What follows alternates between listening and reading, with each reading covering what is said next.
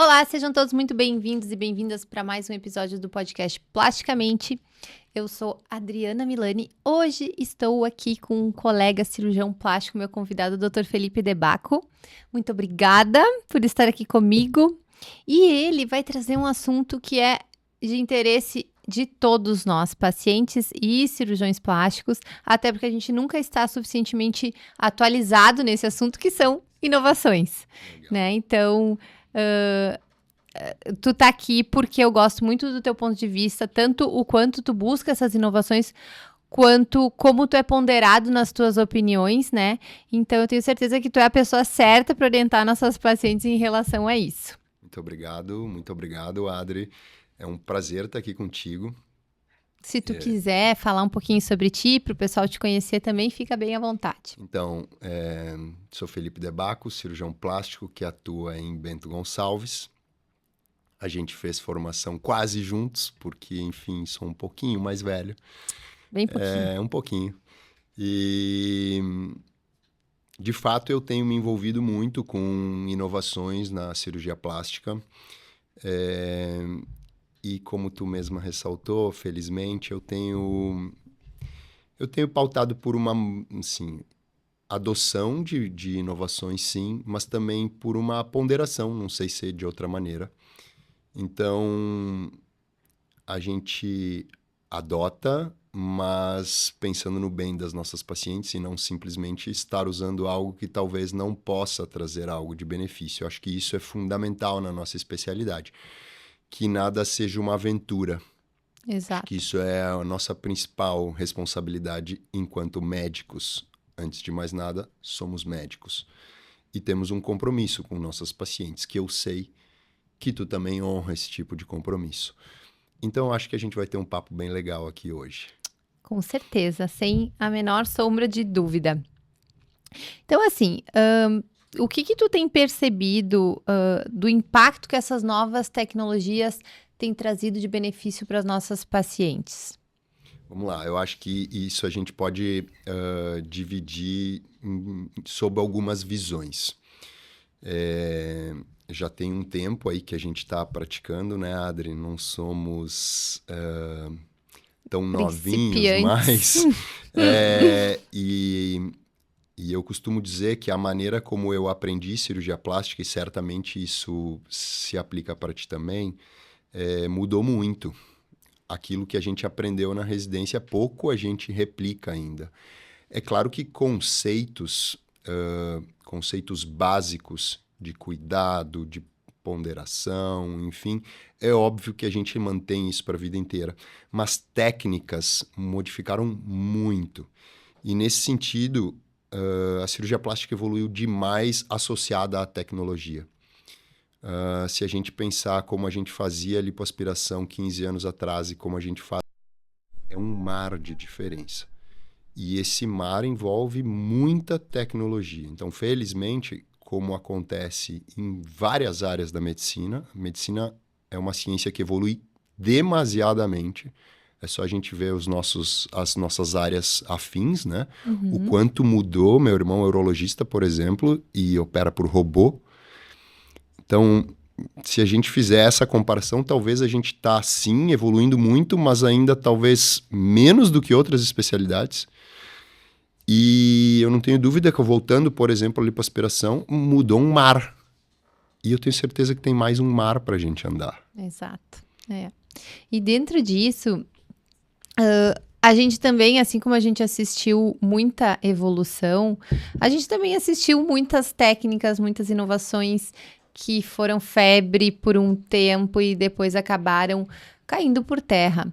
O que tu considera que faz uma inovação se tornar de fato relevante e passar a fazer parte do nosso arsenal como cirurgiões plásticos? Essa pergunta, ela para mim tem uma resposta extremamente fácil. Extremamente fácil. Se isso traz benefício para o nosso paciente, ela é algo que vale a pena e ela é algo que vai perdurar. É claro que, como uma ciência que está sempre em evolução, possivelmente evolua, sem dúvida nenhuma, mas que vai ser muito válido naquele momento, se trouxer benefício real, não tenho a menor dúvida. Assim é, por exemplo, se a gente imaginar o ultrassom ligado à lipoaspiração. O ultrassom, para quem não conhece, é um dispositivo que a gente usa antes da lipoaspiração para fazer a gordura, a gente chama de emulsificação, para fazer a gordura mais líquida e para tirar essa gordura com menor trauma ao tecido. Quando eu iniciei, o ultrassom era algo super incipiente. Falava-se sobre aquilo. E hoje a gente sabe o quanto diminui o sangramento, por exemplo, durante a cirurgia. Então, para mim, hoje eu falo para os meus pacientes assim, o ultrassom é uma técnica, é um equipamento de segurança, porque sangra menos. Então, é possível que isso evolua ao longo do tempo e que modifique, que a gente deixe de usar? Talvez sim, porque talvez surja algo melhor do que isso. Quiçá a gente não vai mais fazer lipoaspiração como a gente pensa hoje, daqui a alguns anos. Esse é um papo bem legal de a gente ter, porque eu realmente acredito que isso vai acontecer. Mas é uma inovação que se mostrou muito adequada e que tem sua utilização, no meu ver, consagrada, porque traz benefício para o paciente, sangra menos a cirurgia. Então, eu acho que é baseado nisso. Eu vejo assim que muitas das inovações, elas são bilateralmente vantajosas, tanto pro cirurgião quanto pro paciente, até porque uma coisa está diretamente ligada à outra, né? Então, se facilitar o ato cirúrgico, já vai melhorar a vida do paciente. Se o paciente estiver mais seguro, já vai facilitar a vida do cirurgião. Então, isso também eu acho que acaba tendo um peso na relevância de uma técnica ou de uma inovação. Eu tenho certeza que a gente vai conversar sobre uma inovação que chegou recentemente. Não precisamos manter a ordem. Fala conforme as coisas forem te ocorrendo. E que tu sabe do que eu tô falando, porque é super recente, a gente vai abordar aqui daqui um pouco, mas vamos lá.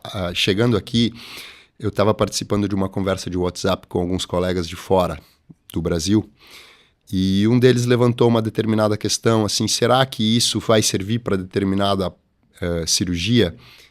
E o outro respondeu, era um italiano, um colombiano, eu, enfim, e o colega da Itália levantou essa questão, o colega da Colômbia falou assim, eu não sei se de fato muda muito em relação ao que a gente está fazendo, mas eu sei que diminui o tempo cirúrgico. E se diminui o tempo cirúrgico é benefício para nós e para o paciente. E isso é verdadeiro? Isso não tem a menor sombra de dúvida, porque o tempo cirúrgico, a partir do momento que você acabou a cirurgia, o paciente vai começar a se recuperar. É isso. E isso tem que estar entre os nossos objetivos técnicos como cirurgião. De que maneira tu vai fazer isso? Se vai ser através do uso de uma tecnologia, se vai ser através da melhora da tua habilidade técnica, ou se vai ser um pouquinho de cada e de tudo, não interessa, desde que a gente tenha isso sempre como uma meta. Perfeito, e eu acho que nessa visão, digamos, ponderada disso tudo, o que tu referiu como uma combinação de tudo, eu acho que é a chave da coisa, né? É claro que o nosso assunto principal é a inovação, e é óbvio o quanto isso nos ajuda, mas o nosso aprimoramento, o nosso entendimento, a interação com a equipe inteira, eu acho que isso muda demais e ajuda muito o paciente. Então, não é só uma preocupação cirúrgica, não é só uma preocupação técnica, é uma preocupação com o ambiente, com anestesistas, com a nossa equipe inteira. Sim. É uma preocupação muito maior. E uma coisa que eu vejo, não sei se tu compartilha da minha opinião, é que quem deve gerenciar isso somos nós, né, como cirurgiões, porque o uso da técnica, ele é balizado pela maneira que a gente percebe a melhora da recuperação, do resultado ou alguma coisa desse gênero. E colocar essa responsabilidade para o paciente como se ele devesse escolher a técnica e não nós, mediante a avaliação do caso daquele paciente, é um peso, né? Então, eu vejo que tu faz isso, né? Por isso também que eu te convidei, porque a gente vê muitos vendedores de técnicas e poucos executores, né? Pessoas que vão a fundo de saber o que tem à disposição e escolher caso a caso. E até se tu já quiser entrar no nosso assunto, a gente pode começar pela mama, que eu sei que é o que tu mais está envolvido no momento. Vamos falar um pouquinho, então, sobre essa preservação de tecido no aumento mamário, porque eu sei que são para casos específicos, Perfeito. né? Então, eu sei, tu não vai sair propagandeando isso como se fosse uma técnica para todos os pacientes, mas com certeza tu vai saber selecionar. Então, fala um pouquinho para nós sobre, por favor. Não tenha dúvida. Antes de eu entrar de fato nessa inovação, eu acho que é fundamental que a gente deixe isso bem explicitado. A responsabilidade sempre é nossa, porque eu volto a dizer, antes de ser cirurgião plástico, antes de viver de algo que a gente oferta para esses pacientes, a gente é médico e a gente tem um compromisso com a saúde, com o bem-estar daquela pessoa que está na nossa frente. Então, ter uma clareza muito grande sobre o que aquilo traz de benefício, sobre qual a indicação adequada para aquilo e como a gente maneja isso, como a gente oferece isso dentro de uma realidade de cada paciente, acho que é fundamental. Mas vamos lá. A preservação de tecido em cirurgia de mama, eu acho que é o assunto do momento da cirurgia plástica, quiçá mundial, mas sem dúvida nenhuma brasileira, dado que o lançamento foi nesse final de semana. E que tenho a felicidade, a satisfação, enfim, de estar absolutamente envolvido nisso. Pela primeira vez existe um programa de treinamento para cirurgiões plásticos de certificação de uma determinada forma de executar uma cirurgia aqui no Brasil. Serão 8 treinadores, do qual eu sou um dos 8. Vai ficar bem pertinho para mim e para Bento. Exatamente. Na verdade, eu vou vir a Caxias, certamente. Porque, mais na mão que dedo. Exato, porque é assim que prevê a certificação. Mas, enfim, a preservação de tecido em cirurgia mamária é algo absolutamente inovadora, sem dúvida nenhuma. Por quê? Porque muda a maneira como a gente concebe a cirurgia. Conversando com um colega durante uma aula que eu dei, ele me falou assim, eu considero sim uma grande inovação, mas não muda o que a gente faz, que é colocar um silicone. E isso é verdadeiro. Essa inovação ainda não chegou. Quem sabe, assim como um dia a gente não faça mais lipo, também a gente não coloque mais prótese de silicone, é possível. Mas enfim, hoje a gente ainda coloca prótese de silicone, certo? Então, nesse conceito, envolve um novo tipo de prótese, esse é o primeiro ponto, e eu acho que essa é a grande inovação, o tipo de implante, e uma maneira nova de a gente abrir esse espaço, de a gente planejar esse espaço. Porque para quem está menos inteirado, para quem, enfim, não faz esse tipo de cirurgia, que é, acredito, a maioria das pessoas que vai nos ouvir, né, Adri? A gente corta a pele, corta o tecido para criar um espaço ali dentro, seja embaixo ou em cima do músculo, seja onde for, a gente trabalha com corte e cauterização. Com esse tipo de dispositivo, a gente faz um corte de 2,5 centímetros na pele, por exemplo, então até então seguimos da mesma forma um corte reduzido, mas um corte. E a partir daí não se usa mais nenhum tipo de corte, nenhum tipo de cauterização. A gente entra com um dispositivo que vai criar um túnel embaixo da mama. A partir desse túnel, a gente insere um balão. Nesse túnel com o balão ali dentro, a gente infla, ou seja, a gente distende o tecido, a gente empurra, rechaça os tecidos da mama a partir de um balão, criando como se fosse um ninho para esse implante. E aí a gente injeta um implante por esse túnel naquele espaço, ou seja, num espaço tridimensional customizado, porque normalmente, tu que é cirurgião, sabe como a gente faz, a gente começa iniciando esse corte de baixo para cima, criando um espaço no qual a prótese vai se colocar. Então a gente planeja a cirurgia colocando o meio da prótese no meio da mama, ok? No mamilo, certo? Com esse tipo de planejamento, a gente tem uma possibilidade de escolher outro tipo de implante, outro tipo de posicionamento e deixar, por exemplo, essa loja mais lá em cima.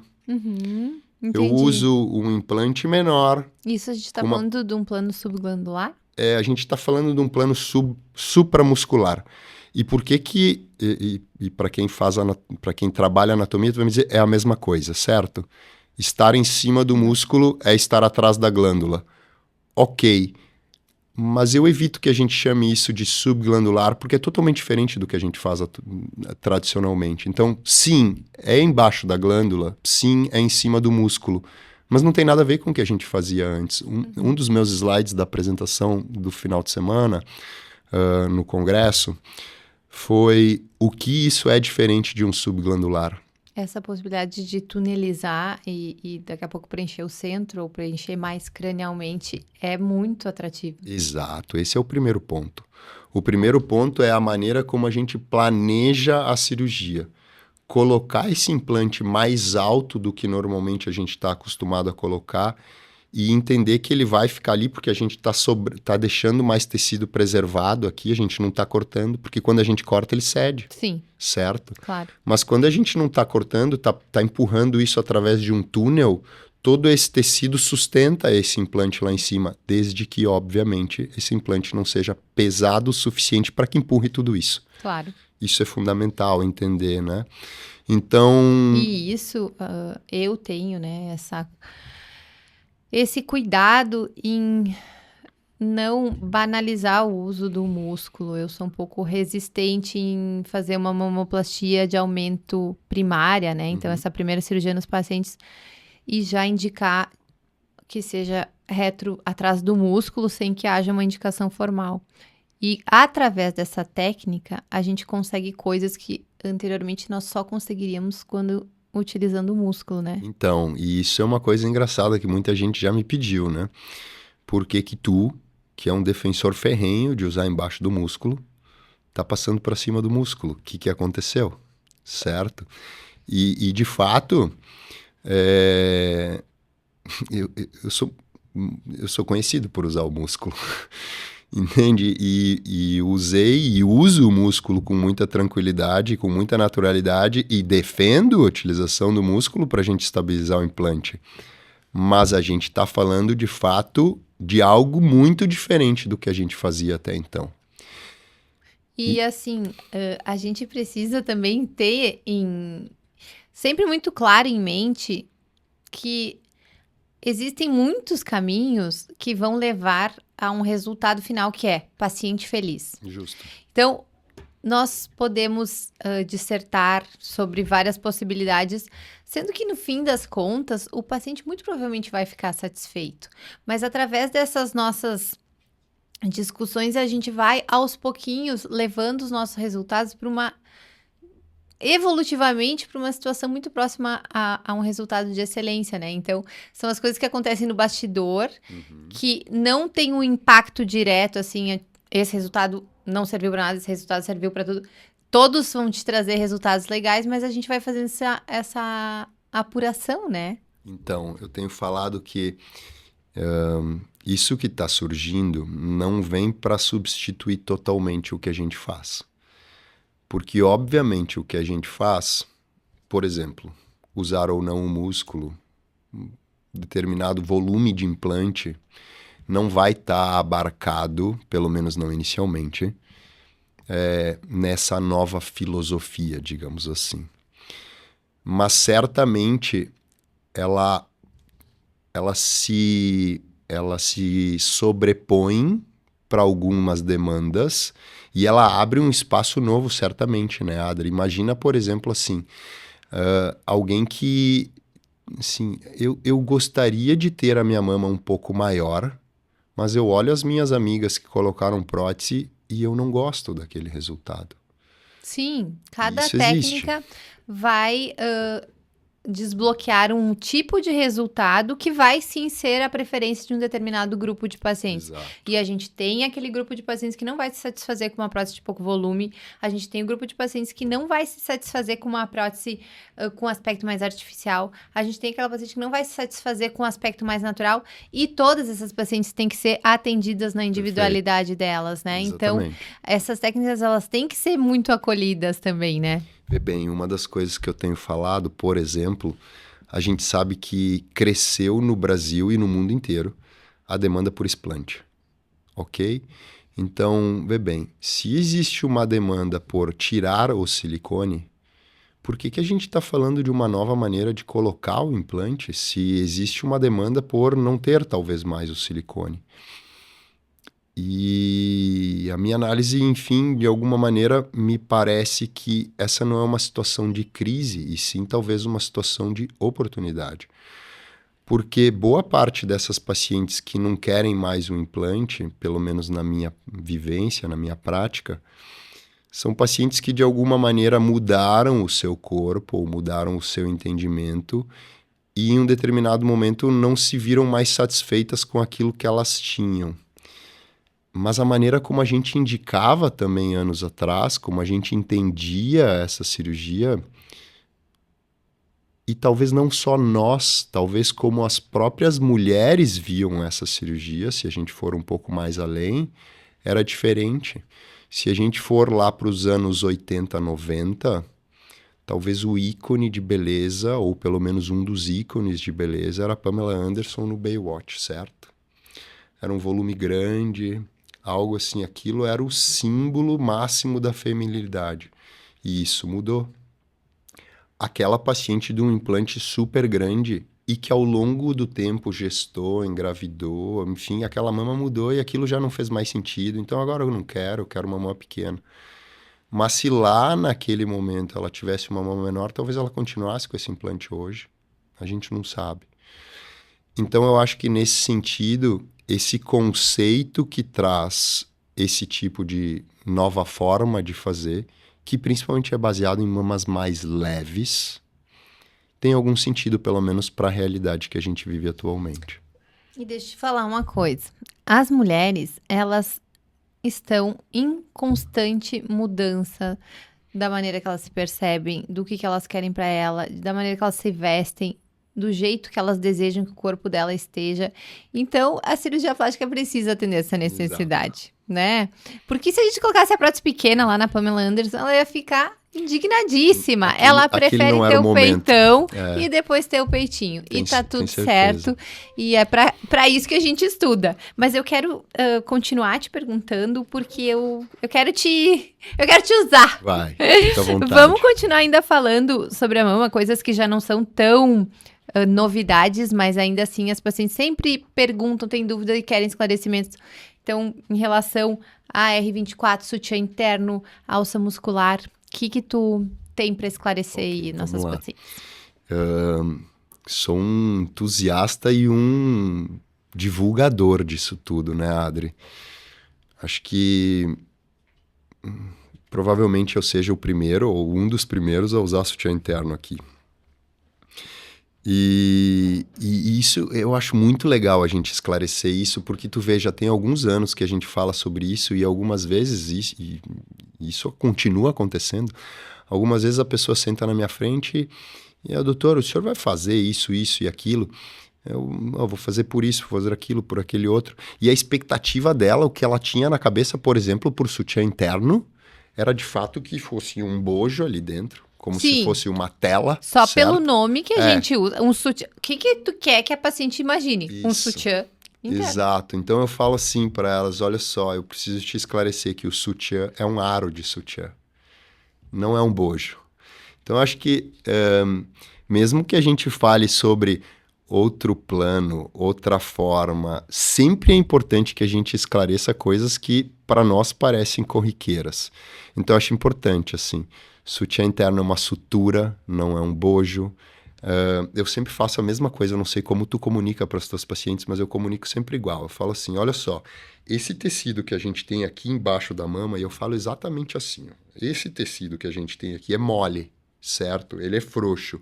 Quando a gente corta essa região, fica ainda mais frouxo, porque os ligamentos estão aqui. Assim que eu cortar isso, qualquer peso que tiver aqui vai ceder tudo isso. E é por isso que a gente vê algumas vezes, a pessoa fala assim, eu botei silicone e no início estava super bem, mas depois o meu mamilo subiu, o meu colo esvaziou, assim, eu boto sutiã, a minha mama ficou lá para baixo, o colo ficou vazio. Então, essas técnicas, elas vieram justamente porque a gente identificou que no passado a gente usava outro tipo de implante, tu sabe bem, que eram macrotexturas, Existe, por exemplo, uma excelente marca no mercado que foi retirada, ela grudava na mama, era mais fácil de a gente entender. Eu vou colocar o implante aqui, ele aqui vai ficar. E isso foi mudando, os produtos foram mudando. Existe uma tendência de usar implantes que tenham um pouco menos de aderência para ter um pouco menos de inflamação, mas que precisam de um pouco mais de suporte. Então, houve esse boom de suporte, seja com alça muscular, seja com sutiã interno, que é importante que a gente consiga também transmitir para as nossas pacientes, olha, isso acontece por isso acontece por aquilo, a gente precisa nessa situação, precisa naquela situação, e em determinada forma de fazer isso tem sentido, e em determinada forma não tem sentido. Exato, porque acho que isso é o mais importante. Eventualmente vai vir uma paciente que a última coisa que ela vai precisar é que o sulco se comporte de maneira fixa. Ela vai precisar, inclusive, que esse sulco venha a ceder por causa da anatomia dela. Então, às vezes, a paciente vem buscando, eu quero sutiã interno. O que tu quer? Tu quer que a tua mama fique alta com o passar do tempo? Tu quer que a cápsula se forme numa posição que garanta essa sustentação? Ou tu quer um efeito que a gente só vai conseguir com a prótese retromuscular? A gente... à medida que a gente tenta entender o que está por trás daquela solicitação técnica da paciente, a gente consegue traduzir isso de que maneira vai ser feito, né? E muitas vezes a gente realmente tem que abrir mão daquela técnica que está sendo solicitada porque o que ela quer não tem nada a ver com o que a gente conseguiria com a técnica. E esse é um ponto, e tem outro ponto que eu acho que é importantíssimo de a gente conversar, porque aí é uma questão, enfim, filosófica da cirurgia plástica, e nós como, enfim, operadores da cirurgia plástica e divulgadores disso para as nossas pacientes, às vezes a gente fica refém de uma determinada coisa, porque assim, então existe sutiã interno, existe alça, existe isso, existe aquilo, e a gente se esquece que a mama é móvel. Eu acho que isso que tu falou é fundamental. E a gente para de comunicar isso para as pacientes, sabe? E tem como um objetivo, porque algumas nos pedem isso, óbvio que várias nos pedem naturalidade, enfim, as demandas, como tu mesma falou antes, são das mais diversas. Mas eu acho que a gente tem que ter essa racionalidade e essa prudência como cirurgiões e também como aconselhadores para as pacientes. De se dar conta, ok, eu vou fazer tudo isso, a gente vai fazer tudo isso, mas é normal que a mama mexa. É importante que a mama mexa. Né? Porque essa questão assim de nós temos o antídoto pro teu grande receio, também cria na paciente uma expectativa que é completamente contrária ao nosso envelhecimento. Exato. Então, mesmo com tudo isso, nunca a gente vai poder abrir mão de orientar essa paciente, né? Porque ela realmente tem uma expectativa de que milagres aconteçam e que a gente esteja ainda acima da progressão da natureza em relação à idade, em relação ao envelhecimento, e isso não está ao nosso alcance. Não está ao nosso alcance, infelizmente. Talvez um dia chegue, aproveitando esse gancho, e assim, eu já sou conhecida por encrencar com isso, não é que eu tenha alguma... que eu não simpatize com a técnica do R24, muito pelo contrário. É uma técnica menos agressiva, com preservação, com cuidado com os tecidos, mas eu detesto a ideia da paciente me procurar para querer voltar para a vida dela no dia seguinte. Porque Entendi. Isso é completamente contrário ao que eu peço para a paciente. É que vocês, homens, vocês estão acostumados as mulheres solicitar coisas. E, na medida do possível, vocês tentam atender. Mas quem tem essa percepção um pouquinho diferente, que é o caso das mulheres, a gente precisa ser freada. A gente precisa, olha, tudo bem, eu vou fazer a melhor cirurgia, mais limpa possível. Mas esquece, tu não vai voltar, deixa de ser louca, respira. Pode ser que amanhã tu esteja perfeitamente bem, pode ser que não, mesmo a gente fazendo tudo direitinho. Então, eu entendo. E aí, enfim, o rico de tudo isso é que às vezes a gente tem um entendimento um pouco diferente, uma visão um pouco diferente, e não quer dizer que um tá mais certo ou mais errado do que o outro. Eu acho que isso é muito legal. Primeiro eu te peço desculpas porque tu entrou no assunto de recuperação 24 horas e eu tangenciei. Então vamos voltar a ele. Eu também sou conhecido por falar sobre isso e por fomentar isso entre as minhas pacientes. Durante esse congresso, nesse final de semana, eu mostrei um caso, por exemplo, porque com essa técnica a gente tem uma invasão muito menor, a cirurgia é muito menos invasiva e, consequentemente, ela está apta para voltar a coisas muito mais brevemente, nem que a gente não peça. Ela vai perceber uma facilidade tamanha que vai executar. E uma das pacientes que eu operei por essa técnica, ela tem um estúdio de dança, ela faz parte de uma, enfim, companhia de dança. E ela se apresentou num show poucos dias depois da cirurgia. E ela me perguntou se eu tinha alguma coisa contra. Eu falei, absolutamente não, pode ir. E um dos colegas que estava na plateia, ele me questionou sobre isso. Ele disse, o meu entendimento é totalmente diferente em relação ao que tu faz. Eu peço para os pacientes não se movimentarem por 90 dias. Eu sei que os 90 dias é muito além do que a maioria pede, mas eu respeito a posição dele também. E eu tenho certeza que algumas pacientes procuram ele por causa disso também, tal qual algumas me procuram por essa outra maneira. Eu não acho que eu faça uma mágica, nem muitos outros que fazem dessa maneira. Eu acho que a gente orienta de uma forma muito diferente. A gente é muito mais incisivo em relação a determinados... a gente chama isso de educação, né, Adri? Mas falo para o paciente, não é um beabá, né? E simplesmente é uma orientação de determinados cuidados, de determinadas maneiras, de determinados movimentos que ela vai ter, que vão facilitar ela a integrar muito mais brevemente no trabalho. E para algumas faz sentido e elas conseguem absorver e implementar isso muito facilmente. E para outras não tanto, e tá tudo certo. Então, tal qual a gente falou antes, ter prudência, ter parcimônia, eu acho que existe demanda para tudo e existe forma de a gente lidar com tudo isso. E sempre existe também a identificação do paciente com o cirurgião, Sem como dúvida nenhuma. tu mencionou, né? E outra coisa, assim, que eu acho que a gente tem que ter uma cabeça aberta no sentido de que as nossas pacientes, elas vão ter os mais variados tipos de recuperação e a gente precisa estar sensível a isso, né?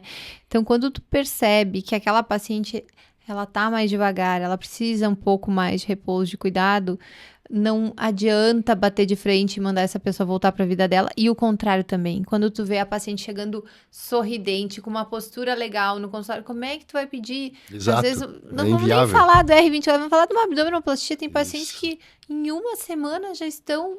Exato. Entende? Para que frear se tá indo bem? A gente tem que ter essa sensibilidade, né? E essa validação em relação à natureza daquele paciente, né? Eu quero seguir aqui, que eu acho que é uma coisa legal até para a gente valorizar quem está com a gente, assim. Uma coisa que a recuperação de 24 horas trouxe muito para o nosso meio, e isso eu acho que é uma coisa muito legal e a gente tem que reconhecer, é a importância da nossa equipe.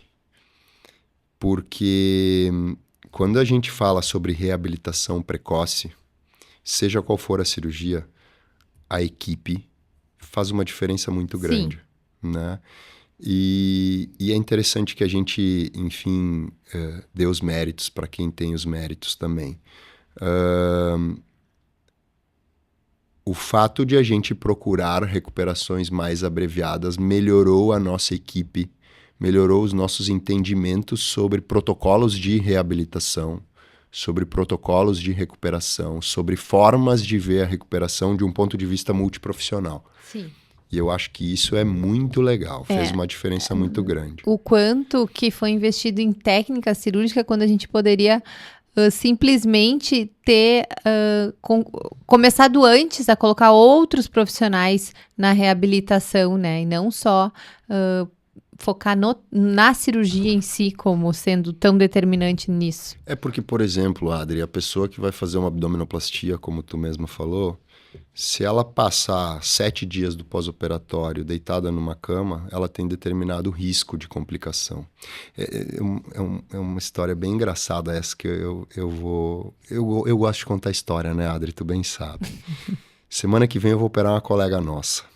Eu tenho a felicidade de ser procurado por algumas das nossas colegas.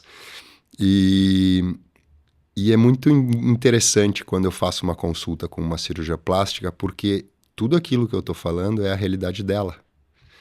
Então, é uma consulta muito diferente. E essa colega me disse assim, tu propõe um pós-operatório muito diferente do que eu proponho. E eu acho que eu não estou segura para tudo isso. Aí eu falei, eu queria que tu pensasse pelo motivo pelo qual tu me procurou. E ela falou, não sei se é só por causa da recuperação, tem outros fatores envolvidos. Eu falei, que bom, eu sei que tem, mas tenta entender que todos esses outros fatores também me levam a propor determinada forma como eu proponho. Então, se tu tá confiando naquilo que eu tô falando, tenta confiar em mim sobre isso. Ela falou, não sei se eu tô preparada. Eu falei, vamos lá. E o caso é muito engraçado, tá? Porque assim, eu vou fazer uma cirurgia de abdômen e ela me disse que eu queria ficar uns 3 dias internada no hospital. Eu falei, não tem sentido, absolutamente. Ela falou, mas eu interno todo mundo e eu dou alta para todo mundo. Eu também, no hospital a gente entra de costas. E aí eu falei, exato, entende? E aí ela me disse assim, mas eu vou ficar melhor assistida. Aí eu falei, pensa o contrário então, se tu ficar em casa... tu vai te deslocar, mesmo que menos, da tua cama para a cozinha. E daqui a pouco da cozinha para a sala. E se tu estiver no hospital, tu vai ficar na cama. E o perfil de risco de tu estar no leito ou de tu estar te movimentando um pouquinho é totalmente diferente. Então, às vezes, o que a gente está tentando mobilizar, modificar, também é a maneira como a dinâmica está acontecendo para que a gente diminua risco. Então, eu vejo que a cirurgia ela vai modificando pelos mais diversos motivos, sabe? E isso é muito legal de vivenciar ao longo da carreira toda. Com certeza. E já que tu entrou no assunto de abdômen, qual a tua opinião sobre o enxerto de gordura para a gente ressaltar, então, a musculatura abdominal? Legal, vamos lá. Nos últimos 3 congressos brasileiros de cirurgia plástica, eu dei aula de lipoenxertia glútea. Nos últimos 4, eu dei aula em 3.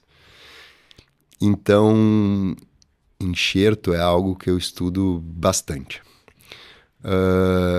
Enxerto muscular no glúteo, tu bem sabe, é absolutamente proscrito. A gente não deve fazer isso.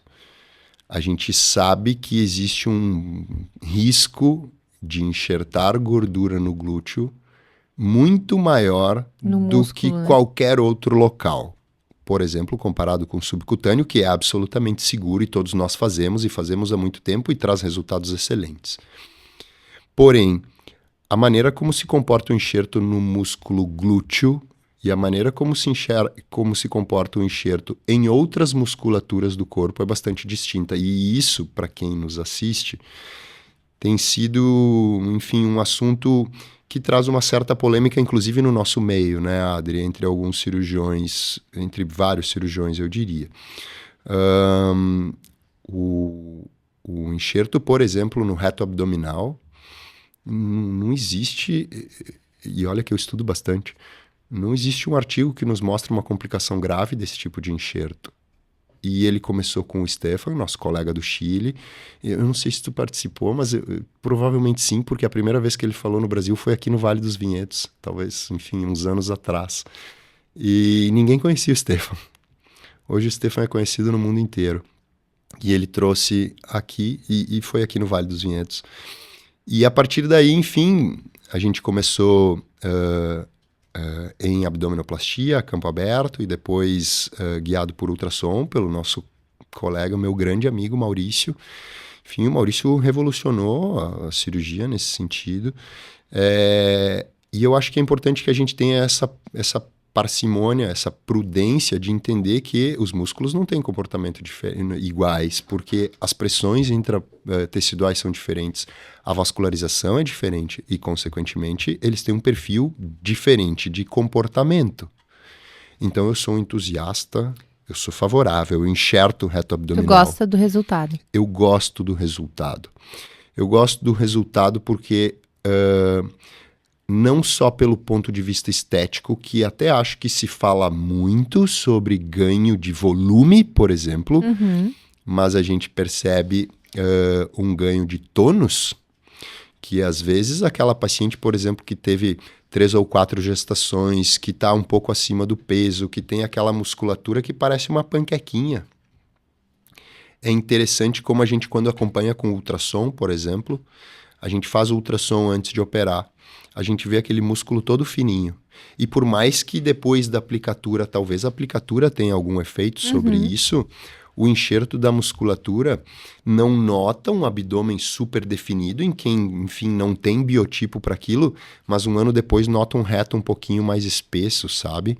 Então, para mim, parece muito óbvio até que existe algum efeito ali. Cada vez mais tem se falado sobre isso.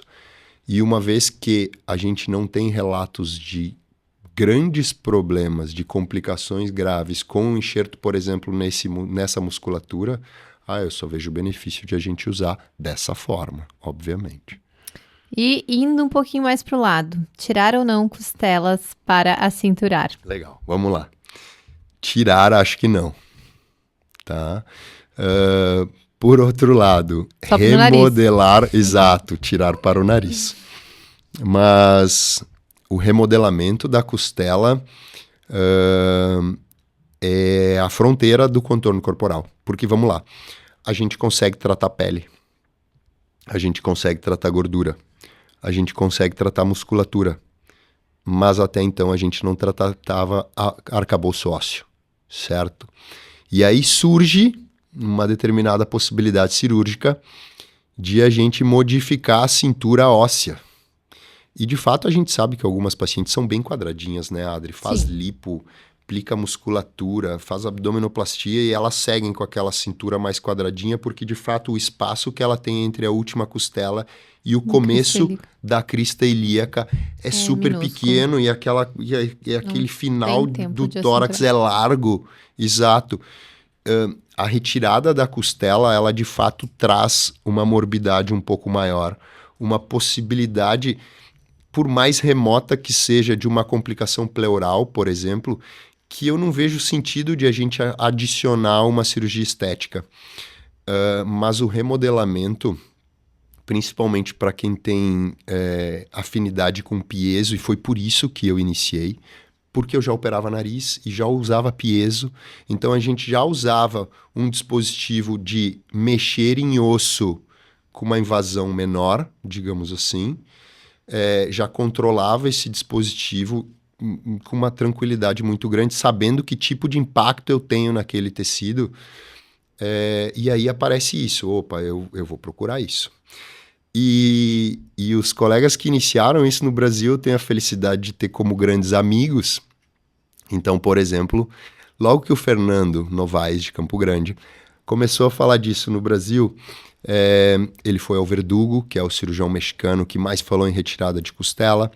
Ele foi lá no Paulo, nosso colega brasileiro que atua em Dubai, que vinha remodelando costela, e aí ele vem para o Brasil e me fala assim, cara, eu sei que tu entende muito de piezo, eu preciso que tu comece a conversar comigo aqui para nós fazer costela. E eu fui a Campo Grande e opa, isso aqui é diferente. Isso aqui é pouco mórbido, isso aqui tem resultado. E a partir daí, enfim, eu comecei a fazer, aprendi, comecei a fazer. E mais interessante, quem mais me pede isso? Médicas. É bem interessante isso, sabe? O grupo de pacientes que eu mais remodelei costela até hoje são médicas. Então, enfim, a retirada eu concordo com, digamos, a polêmica do pesar risco-benefício. Mas o remodelamento, guiado por ultrassom, com ultrassom e com piezo, nossa, é algo muito tranquilo e que nos apresenta um novo limite no contorno. Sim. Sem dúvida nenhuma. Principalmente, né, porque em alguns casos, como tu disseste, outros recursos não vão ser suficientes. Esse é o ponto. Claro que a gente não consegue acinturar a maior parte das pacientes com a lipoaspiração. Mas o que a gente faz com aquelas que a gente não consegue, né? É isso. E eu acho, claro, não podia ser diferente, né, Adri? Me conhece. A gente tem que somar o arsenal, mas a gente não pode ser um vendedor ou um refém daquilo que surgiu. Então, apesar de eu fazer isso, a indicação que eu faço disso é bastante restrita. Claro. Porque tem pacientes que não precisam daquilo. E quando não precisa, não tem por que a gente fazer aquilo. Esse é o pulo do gato, né? O paciente fica obcecado pela técnica e precisa acontecer esse confronto do que ele vai ter de benefício. Exatamente. Se ela for utilizada. E aí, agora a gente segue para o piezo ou para as lipoaspirações de alta definição? Contigo. Bom, vamos falar então, já que estamos em contorno corporal ainda, o que tu me diz? Lipoaspirações mais agressivas, com bastante marcação de pele e musculatura. Qual a tua opinião? Olha só, eu lembro quando eu era residente, eu li um livro de um autor italiano que se chama Gasparotti. Ele faleceu no ano passado. E esse autor, o título do livro era Lipoaspiração Superficial. Naquele momento, aspirar superficial era um sacrilégio, certo? Porque a lipoaspiração começou nos anos 80, com o Ilou francês, com uma cânula extremamente grossa, era uma cânula de 1 centímetro, começou no Brasil, inclusive, né? Para quem está nos assistindo, é uma curiosidade interessante. O francês não podia fazer isso na Europa, por regulamentação, vinha ao Brasil, onde podia fazer, e iniciou isso aqui. As cânulas foram diminuindo de espessura, o trauma ao tecido foi diminuindo, e enfim, se popularizou da maneira como merecia, porque modifica totalmente o que a gente faz, né? Não tem como conceber cirurgia plástica como se entende hoje sem lipoaspiração. Mas se mantinha essa aspiração sempre profunda, porque uma vez levando mais para cima, a gente aumentava a chance de ter irregularidades com cânulas mais grossas, enfim, com outro tipo de aspiração. Com a melhora dos equipamentos, aspirar mais superficial passa a ser não tão marcado, não tão, digamos, traumático ou sequelável como era, e se começa a pensar, bom, será que não vai retrair um pouco mais? Enfim, aí a lipoaspiração começa a superficializar para que se tenha retração. Nesse sentido, não se tem grande benefício, né? E aí começa a aparecer dois caras, um americano e o Hoyos, o Mendes e o Hoyos, tratando... Eu vou tirar determinados locais mais superficial para replicar o que a musculatura faria. E aqui tem uma história legal também. O Hoyos, que é o pai da lipoaspiração de definição, teve uma crítica muito grande. Eu não me lembro se foi Newsweek... enfim, foi uma revista... Não foi Newsweek, não. Foi uma revista dos Estados Unidos do mundo fitness, que postou um resultado dele quando ele fazia lipoaspiração de definição só no abdômen, e aí questionou assim, que naturalidade tem isso de um abdômen marcado e de um braço gordo. E aí que mudou tudo, né? Sim, eu tenho que transformar todo o corpo em definido, enfim, eu tenho que abordar todas as áreas. Mas, enfim, por um determinado tempo, a lipoaspiração de definição ela foi muito de marcação de gordura. E a gente percebeu, o mundo da cirurgia plástica, aí que eu falo, a gente percebeu que alguns daqueles resultados não eram tão naturais. E hoje a lipoaspiração de definição, ela evoluiu de novo para uma lipo um pouco mais profunda, para uma marcação superficial um pouco mais leve e para um entendimento de que para eu ter mais definição, eu preciso de um comportamento mais adequado daquela pessoa para que aquilo que está sendo explicitado, para que aquilo que está sendo deixado mais fino tenha uma repercussão mais natural. Ou seja, eu vou deixar tudo mais fino aqui, em algumas áreas eu vou tirar um pouquinho mais, mas eu preciso que a tua musculatura seja mais forte. O enxerto muscular ajuda nisso, sim, mas também o hábito da paciente muito mais. Então, eu acho que, voltando à tua pergunta, sem tanta história... Não, mas eu achei fundamental isso que tu falou, e botando a paciente como coautora do resultado dela. Dúvida. E, assim, em última instância, a gente tá falando de saúde, né? A gente não tá tratando o paciente como se fosse uma massa de modelar amorfa, inerte, que não pudesse participar do seu próprio resultado, e principalmente tudo que ele for fazer mirando na saúde vai repercutir em melhor estética do resultado. Então, Adri, por mais que seja uma divagação super grande o que eu fiz aqui, eu acho que ela é fundamental, porque ela demonstra que mesmo o conceito dos cirurgiões plásticos, ele evoluiu para algo que seja, sim, definido, porque é inegável que a gente trazer um resultado definido é bonito, certo? Porém, às custas de uma afirmação, de um conceito, de um entendimento, acho que essa é a melhor palavra, de um entendimento de que esse resultado, ele não é puramente por uma lipoaspiração. Esse resultado, para ser bonito, e para ser bonito de fato, ele precisa ser natural. E ele é natural a partir do momento em que combina coisas. O ganho da cirurgia com determinado tipo de técnica, mas o ganho que vem da própria pessoa. Eu sempre falo para os meus melhores resultados têm mais mérito do paciente do que meu. Eu não tenho a menor dúvida disso. Quando eu vejo uma paciente minha que posta uma foto no Instagram de uma barriga linda, eu sempre falo assim, parabéns, é mais mérito teu do que meu. E eu acho que esse é o entendimento. Houve um período em que as pessoas nos procuravam assim, eu quero uma barriga definida, mas eu nem vou na academia. E a gente, sim, tá bem, eu tenho que tirar mais aqui, eu tenho que marcar mais lá. Hoje já tá muito mais tranquilo em relação a isso, de eu falar, ok, nós vamos para esse lado desde que tu venha comigo. Acho que ficou mais fácil esse entendimento, até porque, de alguma forma, algumas tentativas de definição passaram do ponto e ficou muito claro para todo mundo. Eu me lembro quando eu quando começou a questão da lipoaspiração, né, com o Alfredo, a Isadora tinha 6 meses, ela tem 7,5, então faz 7 anos mais ou menos que eu fui pra Colômbia e assisti, enfim, algumas palestras que participou o Alfredo, e tinham muitos outros cirurgiões plásticos colombianos que já faziam, e sentou do meu lado, e eu tava muito assim, nossa, que coisa empolgada, maravilhosa. E aí, um tiozinho ali do meu lado só puxou o celular. É legal, mas... Aí mostrou uma lipoaspiração de alta definição que o paciente tinha engordado.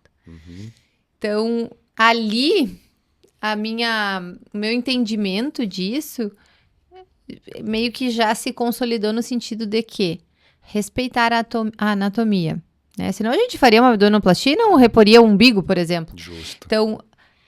ter essa análise da forma, da linha, do contorno, do que a anatomia tá te pedindo, tá ali te implorando para tu fazer, é uma coisa. Agora, criar formas que não tem uma correspondência de estilo de vida é tão artificial quanto tu patrolar tudo. Eu diria que é mais artificial ainda, né, Adri? Então, o grande segredo, a grande magia da cirurgia plástica é trazer aquilo que está no interno da pessoa para fora, né? Adaptar aquilo que desconforta ela externamente com aquilo que ela está sentindo internamente. Desde que case cirurgia, hábito de vida, momento de cabeça. Eu acho que chega a ser uma prepotência do cirurgião plástico quando ele não considera isso e passa por cima... do estilo de vida do paciente, achando que ele vai oferecer para o paciente uma coisa que não é da responsabilidade dele, né? Ou que não alerta que aquilo que ela está nos pedindo não tem nada a ver com aquilo que ela vive. Né? Acho Sim, que isso é importante. A gente só tá criando uma decepção. Mas assim, ó, vamos nos encaminhar pro nosso final aqui, falando de nariz. Vamos lá. E aí, tu que me apresentou o piezo, a rinoplastia ultrassônica, o que tu tem a dizer em relação a essas inovações que estão acontecendo em rinoplastia? O que tu percebeu que modificou nos teus resultados, ou mesmo na tua execução, assim, em prol de beneficiar nossos pacientes? Essa conversa é muito legal porque, e aqui eu te faço um agradecimento.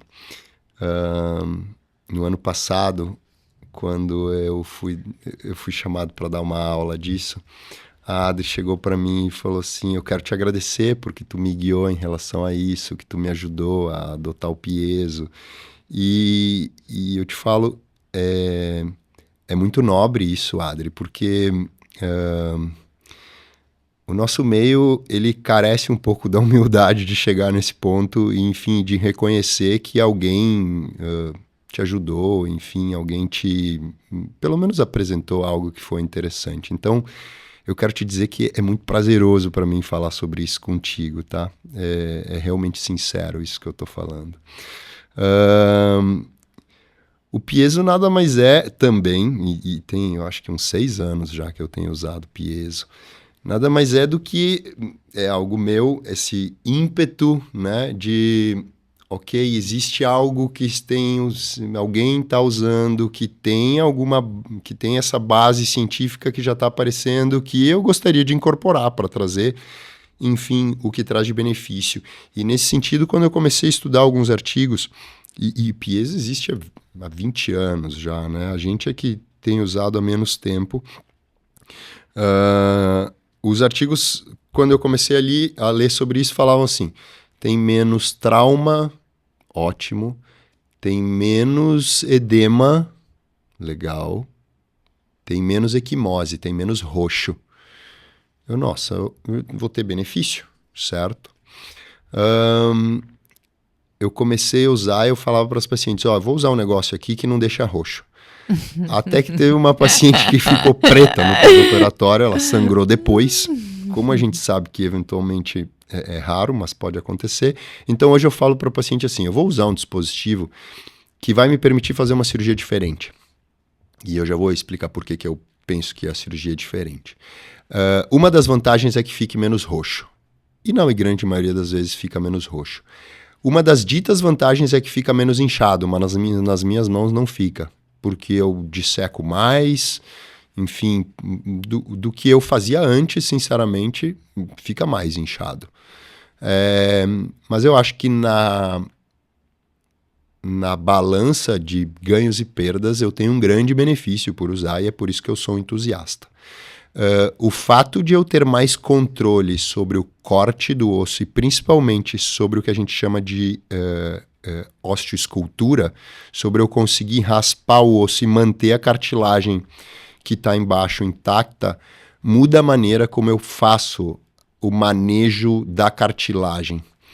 Então, por exemplo, eu tirar uma giba, que é a parte de cima aqui do nariz, para quem está vendo de maneira leiga aqui o nosso papo, a parte de cima, o calombinho aqui do nariz, ele é composto por osso e cartilagem. E a maneira tradicional de resolver isso é cortar isso. E quando a gente corta, a gente tira osso e cartilagem e tudo junto, certo? Quando eu trato isso com piezo, eu posso, claro, dependendo da técnica que a gente está usando, rebaixar tudo isso, mas, por exemplo, se eu for retirar essa giba, eu posso tratar o osso e manter a cartilagem intacta. A partir do momento em que eu mantenho a cartilagem intacta e que eu manejo isso de uma maneira, digamos, menos destruidora, eu tenho, por exemplo, um dorso no pós-operatório muito mais homogêneo. E isso para mim já é um grande ganho, porque, por exemplo, por mais que a imensa maioria das pacientes das pessoas que têm o nariz operado não se noticie olhando o nariz de que foi operado, quando toca, a imensa maioria vai tocar alguma transição, porque não é homogêneo como um nariz solidificado lá, assim, a transição osteocartilaginosa, né? E quando a gente faz isso com ultrassom, diminuindo o impacto na cartilagem, eu não consigo palpar isso. E para mim é um grande ganho. Mudou bastante minha quantidade de irregularidades de dorso depois do uso do piezo. Eu acho que esse é o principal ganho, Adri. Porque se a gente for ver... E essa é uma tecnologia que traz benefício mais para o paciente do que para nós, porque a gente demora mais para usar. A cirurgia ficou mais demorada. A gente precisa abrir o nariz sempre. A gente precisa abrir o nariz. A gente precisa... Porque, por exemplo, se a gente comparar com uma broca ou com uma serra, é muito mais rápido. O próprio formão é muito mais rápido. O que a conta que a gente faz é que acrescente ali talvez uns 20, 30 minutos. 20 a 30 menos minutos. do que uma reintervenção para uma raspagem, né? Isso. Então, tem tempos que vale a pena aumentar, tem tempos que não vale a pena aumentar, e isso a gente vai dosando conforme... E a vantagem da irregularidade de dorso, eu acho que é a grande vantagem. E tu vê que não é algo, por exemplo... a osteoplastia hoje, agora, antes de vir para cá, nariz desviado, do septo para lá, eu tinha como se fosse uma pontezinha óssea que eu precisava remover para conseguir corrigir o desvio. Me diz como é que tu vai tirar uma lasquinha de 1 milímetro com formão e martelo. Exato, exatamente. Sabe? Tu vai ali e tira. Então, eu sou muito agradecida e principalmente louvável é o teu desprendimento de ensinar os colegas, né? Porque a gente vê muito pelo contrário, as pessoas querendo guardar informação para elas e tu é entusiasta do que tu aprende, do que tu passa adiante e que tu nunca perca isso porque tu beneficia não só os colegas, mas principalmente muitas pacientes. Que bom, mas é porque o conhecimento não tem dono, né, Adri? Assim, se não tivesse sido assim, talvez a gente não estaria aqui conversando, né? Porque, vem lá, porque o Felipe é um cara legal, falou comigo sobre aquilo. Então, enfim, eu acho que a gente tem muito mais ganhos em dividir do que ganhos em subtrair dos demais, né? Tem paciente para todo mundo. É verdade. Né? E, enfim, o que a gente leva no final é a maneira como a gente lida, enfim, com as pessoas e também com os colegas. Não pode ser diferente, por mais que seja. É isso aí. Não, mas a gente faz o trabalho de formiguinha. E agora, então, já que a gente está nesse clima, assim, de repente deixar uma mensagem final para nossas pacientes que se sentem confusas em relação a esse bombardeio de tecnologias, algumas muito válidas, outras nem tanto. O que tu teria a dizer para essas pacientes como uma mensagem final? Como alguém que enxerga o mundo de uma maneira um pouco mais sensata, talvez,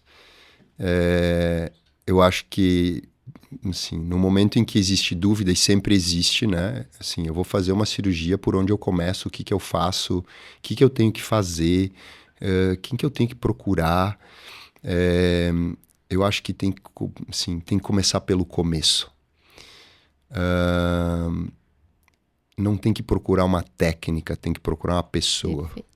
Eu acho que se a gente puder deixar um conselho, o melhor conselho que a gente poderia dar é: encontre alguém que vai ser o responsável pelo teu tratamento, que tu confie. E confia naquilo que ele está falando, ou no que ela está falando. Eu acho que o melhor conselho que a gente pode deixar para essa pessoa é, de fato, esse. Encontre uma pessoa que fala a língua que tu fala. Perfeito. E aí a coisa vai funcionar. Concordo. Em gênero e número, arrasou. É isso aí. Que bom. Então tá, muito obrigada, Dr. Felipe De Bacco. Obrigada por ter vindo aqui com a gente e ter dividido mais uma vez todo o teu conhecimento. Eu é que agradeço o espaço, Adri. É um prazer. E, enfim, tomara que a gente tenha mais oportunidades. Tomara que o Plasticamente siga por muito tempo para que a gente possa vir aqui trocar ideias, falar sobre cirurgia plástica, aconselhar algumas pessoas, trazer as nossas vivências. Muito obrigado. É isso aí, amém. Muito obrigada e até a próxima.